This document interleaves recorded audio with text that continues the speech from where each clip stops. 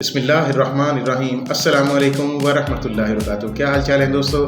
خیریت سے ہیں؟ ٹھیک ٹھاک فٹ فاٹ؟ میرا نام ہے محمد تحسین اکرم اور آج میں آپ کے لایا ہوں ایک نیا ولاگ عثمانیہ سلطنت کے حوالے سے، جس کی 600 سالہ تاریخ پہ میں آج آپ سے بات کروں گا کہ اس کو کیوں زوال ہوا، کیوں عروج ہوا، کیسے یہ ٹوٹی، کن لوگوں نے اس کے اندر آ کے غداریاں کی اور کون کون سے علاقے ان کی دسترس سے باہر چلے گئے۔ تو یہ ساری چیزیں آج کے ولاگ میں آپ سے شیئر کروں گا۔ تو شروع کرتے ہیں اپنا ولاگ۔ سلطنت عثمانیہ 600 سال تک دنیا کی سب سے طاقتور سلطنتوں میں اس کا شمار ہوتا تھا، لیکن آخرکار یہ سلطنت کیوں اور کیسے ختم ہوئی، آج ہم آپ کو بتائیں گے کہ یہ عظیم سلطنت کیوں اپنی 600 سالہ تاریخ کے بعد ٹوٹ گئی۔ شروع میں اگر ہم بات کرتے ہیں کہ سلطنت عثمانیہ کا شاندار آغاز کیسے ہوا، 1299 میں سلطنت عثمانیہ کا آغاز ہوا جب عثمان غازی نے اس سلطنت کی بنیاد رکھی۔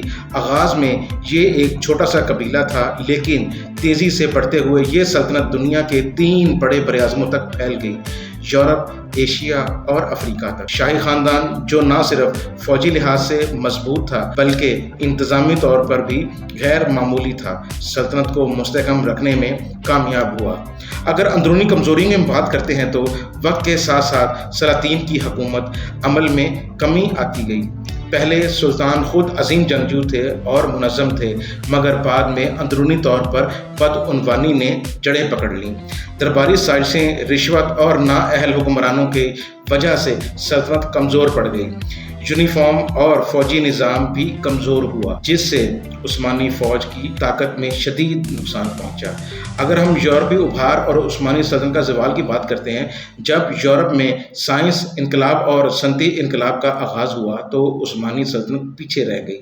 یورپ کی ترقی نے دنیا بھر میں تجارت کے نئے راستے کھولے اور عثمانیوں کی معیشت کو شدید دھچکا لگا۔ آگے چل کر سلطنت عثمانیہ کی معاشی حالت بھی بگڑنے لگی۔ عثمانی سلطنت کی فوج طاقت بھی کمزور ہونے لگی اور یورپ نے مزید سلطنت عثمانیہ کے علاقے اپنے قبضے میں لینا شروع کر دیے۔ اس کا سب سے بڑا مظاہرہ جنگ ویانا 1683 میں دیکھنے کو ملا، جب عثمانی سلطنت کو یورپ سے شکست کا سامنا کرنا پڑا۔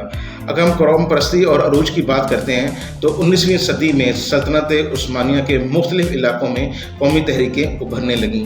یونان، سیریا، بلغاریہ اور دیگر بلکانی ممالک نے آزادی کی تحریکیں چلائیں۔ عرب دنیا میں بھی خلافت کے خلاف بغاوتوں کا آغاز ہوا، جس سے سلطنت کا اتحاد مزید کمزور ہو گیا۔ مختلف قوموں کے درمیان قوم پرستی کی لہر نے سلطنت کے ٹکڑے ٹکڑے کر دیے، یعنی اندرونی تصادمات نے سلطنت کی بنیاد کو ہلا کر رکھ دیا۔ اگر ہم عالمی جنگ کی بات کرتے ہیں تو آخری دھچکا پہلی عالمی جنگ میں عثمانی سلطنت نے جرمنی کا ساتھ دیا، لیکن جنگ میں شکست کے بعد سلطنت کو سخت نتائج کا سامنا کرنا پڑا۔ یہ جنگ عثمانی سلطنت کے لیے ایک تباہ کن موڑ ثابت ہوا۔ اس جنگ کے بعد 1920 میں معاہدہ سیورے کے تحت سلطنت کے زیادہ تر علاقے یورپی طاقت کے قبضے میں آ گئے۔ اسی دوران سلطنت عثمانیہ کی جغرافیائی حدود سکڑنے لگی۔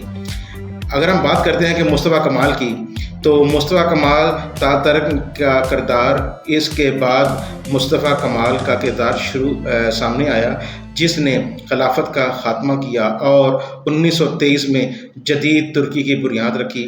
1924 میں مصطفیٰ کمال نے سلطنت عثمانیہ کا مکمل طور پر خاتمہ کر دیا اور ترکی کو ایک جدید جمہوریت میں تبدیل کر دیا۔ یوں 600 سالہ سلطنت کا اختتام ہوا اور ایک نیا دور شروع ہوا۔ یہ تھی عثمانی سلطنت کی زوال کی کہانی، جو ایک وقت میں دنیا کی سب سے طاقتور سلطنت تھی۔ آج بھی اس سلطنت کے اثرات مختلف ممالک کی تاریخ اور ثقافت میں نظر آتے ہیں۔ کیا آپ سمجھتے ہیں کہ تاریخ سے سیکھ کر ہم مستقبل میں ایسی غلطیاں نہیں دہرا سکتے؟ کمنٹس میں اپنی رائے کا اظہار ضرور کیجیے گا۔ تو یہ تھے آج کا ولاگ اور اس میں کچھ چیزیں جو میں آپ سے ڈسکس کی تھیں کہ کس طریقے سے قومیں اپنے ہی سلطنت کو تباہ کرتی ہیں اور اپنے ہی سلطنت کو عروج دیتی ہیں، اور جب آپ دوسرے لوگوں کی باتوں میں آتے ہیں اور اپنے ہی گھر کو توڑنا چاہیں تو گھر بہت جلد ٹوٹ جاتا ہے۔ تو یہ تھا میرا آج کا ولاگ۔ اپنا خیال رکھیے گا اور اپنے ہوسٹ محمد تحسین کو اپنی دعا میں یاد رکھیے گا۔ ملتے ہیں بہت جلد ایک نئے ولاگ کے ساتھ۔ السلام علیکم ورحمۃ اللہ۔